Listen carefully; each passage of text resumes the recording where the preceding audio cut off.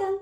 Pasaport kontrolünden kolay geçme yolları ve pasaport polisinin sordukları sorular. Bu Bu zamana konuda. kadar totalde biz 23 ülke gezdik. Benim ayrıca 3 ülke daha gezmişim. 26 ülke gezdik. Ve burada karşılaştığımız soruları size söyleyeceğiz ki öncesinde bir hazırlık yaparsınız. Bilginiz olur. Pasaport polisi muhtemelen çünkü herkes aynı soru sordukları için 196 ülkede. Siz de bilgi sahibi olursunuz diye düşündük. İlk başlığımız kesinlikle pasaportun geçerlilik süresine bakın ve vizenizin süresine.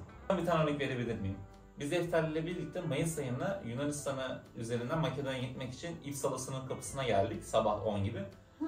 Çıktığımızda gece saat yaklaşık, akşam 9'du. 11 saat boyunca biz o sınırda bekledik. Önümüzde Fiat Egea sahibi birisi vardı. Adamın ismini falan hatırlamıyorum, tipini de hatırlamıyorum daha doğrusu ama arabasını hatırlıyorum. Bizimle birlikte 11 saat bekledi. Türk sınır kapısından geçti ki Türk polisleri nasıl ona izin verdi geçmesine onu da bilmiyorum. Çünkü pasaportun süresi 6 aydan daha azdı. Yunanistan sınır kapısına Kipe'ye geldiğimiz zaman Yunan polisi onu geri gönderdi. Ya 11 saat boşa bekledi orada. uyumuşum ben. 11 saat çok normal. Yani 11 saat. Yani bu yüzden pasaport geçerli süresi 6 aydan az. Hiçbir şekilde riske atmayın. Zaten uçakla gidiyorsanız uçağa da bindirmiyorlar kolay kolay. Zaten vize süreniz çok dikkat etmek lazım. Eğer totalde mesela 90 günlük bir zamanınız var bir yıl içerisinde. 90 günü doldurdunuz. Bu da çok büyük bir sıkıntı. Çünkü tek tek bakıyorlar. Ben Yunanistan'a tek gitmiştim geçen sene Mayıs gibi. Yani tek tek baktılar, tek tek hesapladılar Schengen bölgesine kaç gün dururum diye. Yaklaşık yarım saatten kapıda bekledim. Güzel. Yani böyle bir durum var. Bu yüzden buna dikkat etmek lazım. Konumuza dönersek en önemlisi pasaport görevlileri. Evet. Biri kafayı taktığında ya da o gün morali bozuksa Çok harcanabiliyorsunuz orada. Selam veriyorsun mesela selamını almıyor. Merhaba o diyorsun. da bir yerde günaydın. haklı. Yani Ama bu arada şunu fark ettim. Birçok yerde bunu yapıyorlar. Türkiye'de de bunu yapıyorlar mesela. cevap Türk vermiyor. polisi. Kesinlikle adama günaydın diyorsun mesela böyle kafayı sallıyor. Cevap vermiyor. Konuşacak hali kalmamıştır. Niye böyle düzeni savunuyorsun? Sanırım çünkü ben de o düzenlerden bir parçasıyım. Ya bazen gerçekten moralin alt üst oluyor, konuşacak takatin kalmıyor, sesin kısık, konuştukça öksürmen geldiği zaman gibi hastalıklar olabiliyor. Bazen de psikolojin yerle bir oluyor, karşındaki günaydın diyor. Bana günaydın şu an. Sana aymış olabilir, buraya kadar gelmiş olabilir, bana günaydın diye cevap Demek vermek bu yüzden- istemiyorsak kafa sallıyordur. Bu yüzden cevap vermiyorlar bize. Şimdi pasaport görevlileri sordukları sorular. Bir, kesinlikle ziyaret amacınız hemen ilk baştaki soru zaten bu yani. Ziyaret amacınız nedir? Bize bu birçok yerde soruldu. Hani Avrupa'da, Asya'da. Biz zaten turist olarak geldiğimizi hemen söylüyoruz. Veya ilk gittiğimizde mesela senin doğum günü için geldiğimizi söyledik. Direkt aklıma o geldi. Almanya'ya girdik, bizim önümüzdeki herkesi almıyorlar, deport ediyorlar. Biz böyle 2-3 kişiyi deport edince bir strese girdik Deport zaten. ama deport değil. İlk önce onları ayırıyorlar. Tabii önce Sorguya kenara alıyorlar. ayırıyorlar. Bir kenarda yani saatlerce beklettiği insanlar oluyor sorgu odasında. Sefa zaten kendi başına stres yumağı bu konularda. Sınıra geldi mi o böyle falan oluyor. Kendinden geçiyor. Evrak falan alıyor böyle. O pasaport görevlisinin yanına gidene kadar ben de o öyle olunca olmayan İngilizcemle şey yapmaya çalışıyorum. Turist, visit falan. Kendi kendine İngilizce cümle kuruyor böyle kafasına İngilizce. tıt falan. Her şeyde İngilizcem sıfırlanıyor. Yeniden bir kelime dağarcığı zorlaması falan böyle quiz yapıyorum kendimde. Neyse Almanya sınırının kapısına geldik. Herkesi böyle kenara ayırdılar falan. Biz gittik. Adama böyle aşı kartlarını sıraladık. Otel rezervasyonlarını sıraladık. Ondan sonra işte Evet, dönüş biletimizi koyduk. Başka neler koyduk ama böyle koyabileceğimiz her şey. Çıkardık cüzdandan paramızı gösterdik. Sonra Sefer şey dedi, sevgilimin doğum günü onun için geldik dedik. Gerçekten de bir gün sonra doğum günümdü. Çocuk böyle baktı, evraklara baktı, bize baktı, tamam. Doğum günü kutladı hatta. Doğum günü kutladı, sana tamam dedi, pıt bastı.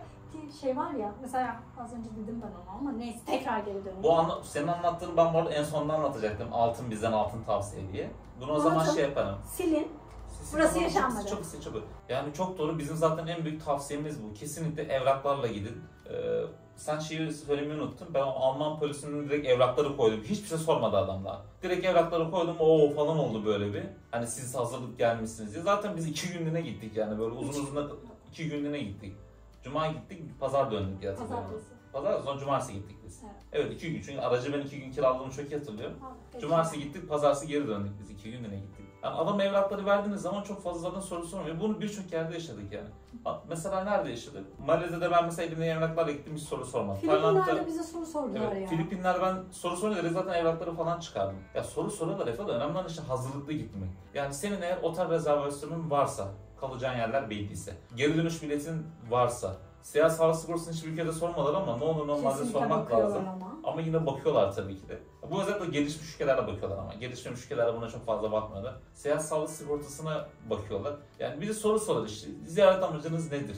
Buraya neden geldiniz? Burada kaç gün konaklayacaksınız? Dönüş bileti Allah'ın emri ya, dönüş bileti. Dönüş bileti olmayan zaten kesinlikle ya sorguda oluyor. Eğer çok fazla damgası varsa yani çok fazla sorguya almıyorlar zaten yani. Ama çok da rastladık, adam 90 ülke gezmiş. Dönüş bileti yok diyorsa sorguya almışlardı adam yani. YouTube'da izlediğim bir tane YouTuber var da o. Aynen öyle. Hem gezginlere falan da yapıyorlar bunu. Ayırt etmiyorlar. Hani gösteriyorsun bak ben gezginim, hani kalma amacım yok falan. Evet.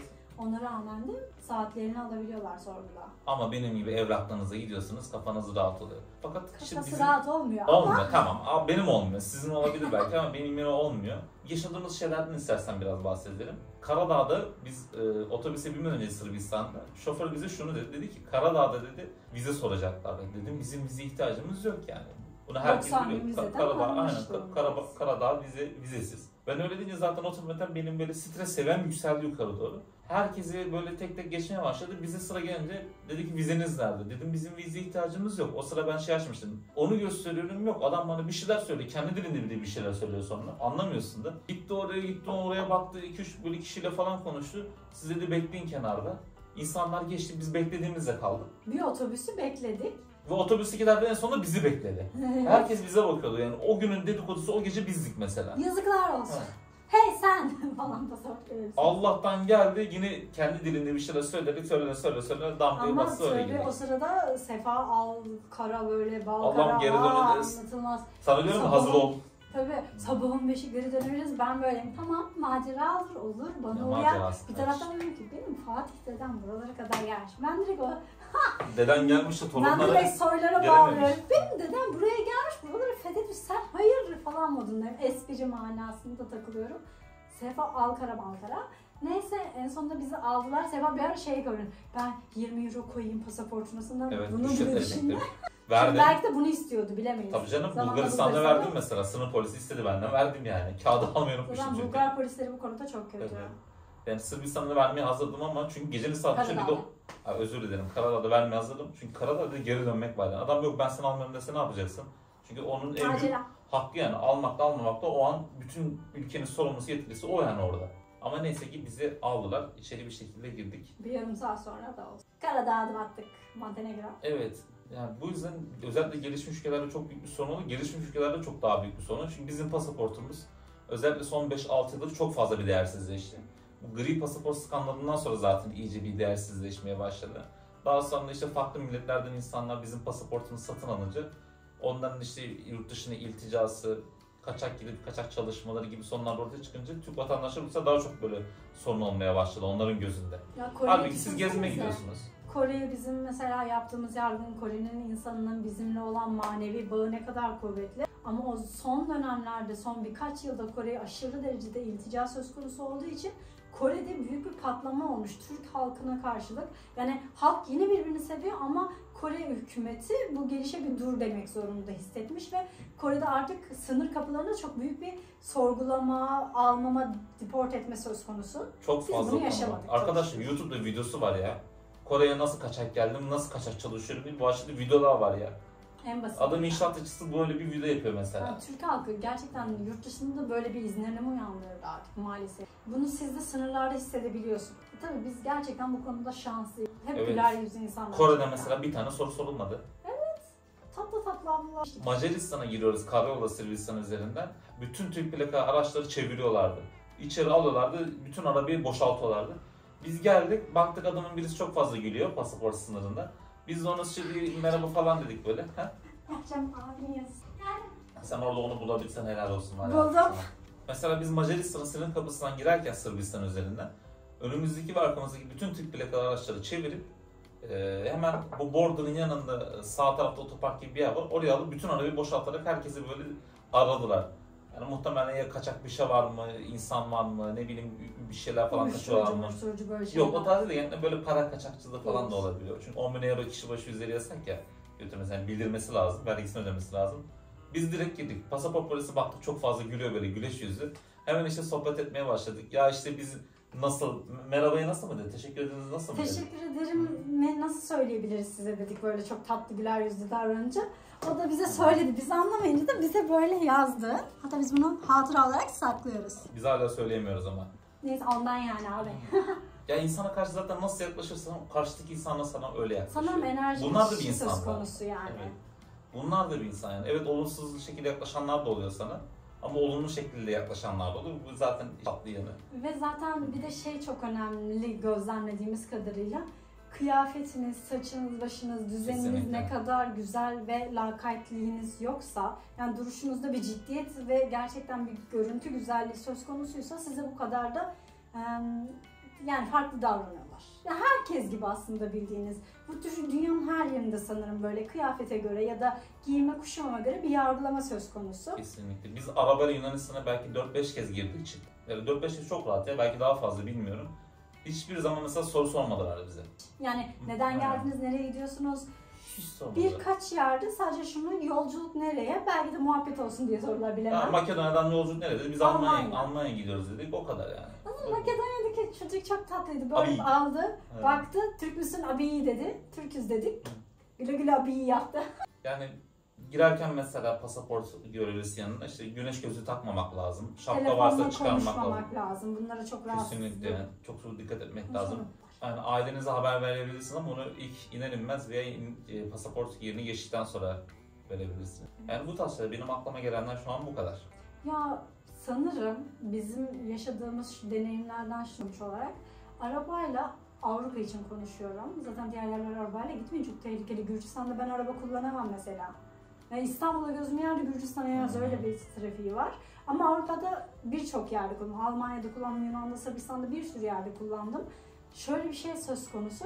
Arabayla bir sınırdan geçiyorsanız zaten sizi çok geçin yapıyorlar. Ama uçakla gittiğinizde sizi kenara alabilirler, sorgulama yapabilirler. Arabada da en fazla Hayatım, arabayı arama sıkıntısı. Arabada geçin diyorlar ama o sadece bize oluyor işte yani. Çoğu insana karşı öyle olmuyor.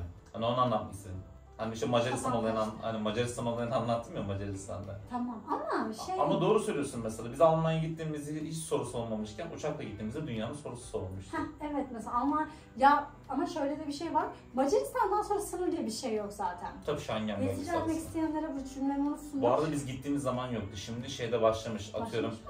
Önceden İtalya Slovenya arasında bir yer yoktu, şey yok Evet. mesela. Şu an var. Tabii çünkü çok fazla iş oldu. Yani. Olmuş. Mesela Almanya Avusturya arasında mı? Bilmiyorum, son zamanlar yeni çıktı bu zaten. Ya aslında sınırlar var ama görevliler falan yok. Yani görevliler de var da orada kendi ellerine takıyorlar, vuruyorsun, geçiyorsun. Fransa'dan, İsviçre'den işte İtalya'ya ne bileyim böyle pıs oralardan çok. Biz Almanya'ya bir gün 3 kere girdik. Orada mı kalalım, yok burada mı kalalım falan yaptık ya. Evet, İsviçre'den gidip Almanya'dan geri İsviçre. Böyle çok Hiçbir rahat şekilde ama. sınırda bir dakika durun, hayır siz de demediler. Güzel, araba çok büyük kolaylık sınırdan geçme konusunda. Yani relax olmakta yarar var. Sorulara çok net cevap vermekte yarar var. Evet. Evelik güvenememek lazım. Göz temasından Tabii korkmayın. İngilizcenize güvenmiyorsanız da Translate'de tek böyle hazırlayın. Soru soruyor böyle gösterirsiniz. Şey dersiniz, benim İngilizcem az, hani o yüzden buradan yardım alacağım deyin. Tabii aslında ona da gerek yok. Ya Çok ben az sorular. hiçbir şey bilmediğimde şey yapıyordum. We are together. Benden önceki beyefendiye de benden sonra da gelecekse benden sonraki beyefendiyle beraberim falan yapıyordum. Beyefendi. O benim eşim. Oo. Aa. Onu takip edin. İşte ben onu da we are together. Tek ezberlediğim buydu bir ara. Devamlı bunu Ama söylüyorum. senin öyle bir avantajın vardı da işte insanların belki öyle bir avantajı olmuyor. Tek başına gidenler özellikle. Önünüzdeki ya da arkanızdakine.